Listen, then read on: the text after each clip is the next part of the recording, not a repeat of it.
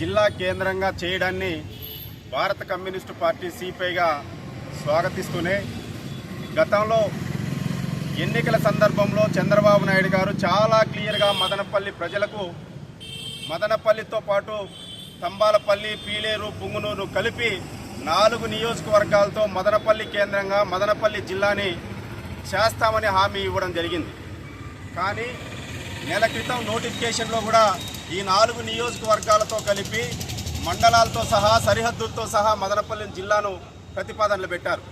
కానీ ఈరోజు ఉన్నటువంటి గెజిట్ ఈరోజు రేపు రావాల్సినటువంటి సందర్భంలో వాళ్ళ రాజకీయ క్రీడల కోసం అన్నమయ్య జిల్లాను ముక్కలు చేసి ఎక్కడో రాజంపేట దగ్గర ఉన్నటువంటి తాళ్లపాక దగ్గర ఉన్నటువంటి అన్నమయ్య గారి పేరును మదనపల్లికి తీసుకొచ్చి పెట్టారు. గతంలో ఇదే చంద్రబాబు నాయుడు గారు రాయచోటిని హెడ్ క్వార్టర్గా పెట్టి అన్నమయ్య జిల్లా పెడితే గత ప్రభుత్వం హయాంలో ఇతను అపోజిషన్ లీడర్గా ఉన్నప్పుడు అన్నమయ్య జిల్లాను వ్యతిరేకించాడు.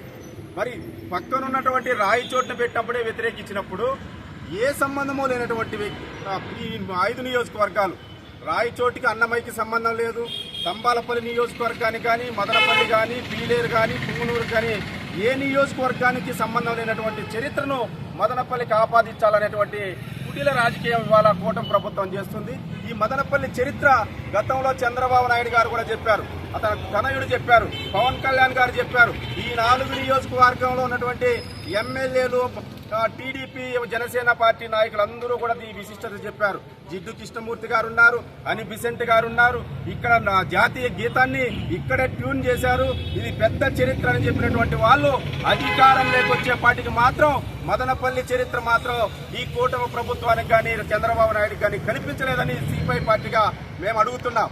ఇప్పటికైనా మీరు గెజెట్ రేపో మన్నాడో రావాల్సినటువంటి సందర్భం ఉంది. ఇప్పటికైనా మదనపల్లి జిల్లాగా నామకరణం చేయండి.